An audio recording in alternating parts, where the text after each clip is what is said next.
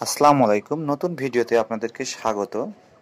Live টিভির পক্ষ থেকে আপনাদেরকে শুভেচ্ছা ও মোবারকবাদ। আপনারা দেখছেন বাংলাদেশের সর্বপ্রথম স্টেশনের যে পানির ইন্দারা এখন অলৌকিকভাবে ফুলের টবে পরিণত হয়েছে।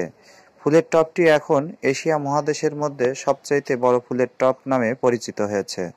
1862 সালের 15ই নভেম্বর কলকাতা রানাঘাট থেকে সর্বপ্রথম রেল স্টেশনটি জগতী রেল স্টেশনে এসে দাঁড়ায়। তারপর থেকেই কয়লা চালিত যে ইঞ্জিন এখানে পানি সরবরাহ হতো, তারপরে বন্ধ হয়ে যাওয়ার পরে কালের সাক্ষীতে দাঁড়িয়ে আছে ইন্দারাটি।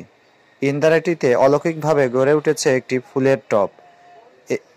এটি ইতিমধ্যেই এশিয়া মহাদেশের মধ্যে অন্যতম একটি ফুলের টব নামে পরিচিত হয়েছে। বিভিন্ন দর্শনার্থী আসছে এখানে টবটি দেখতে।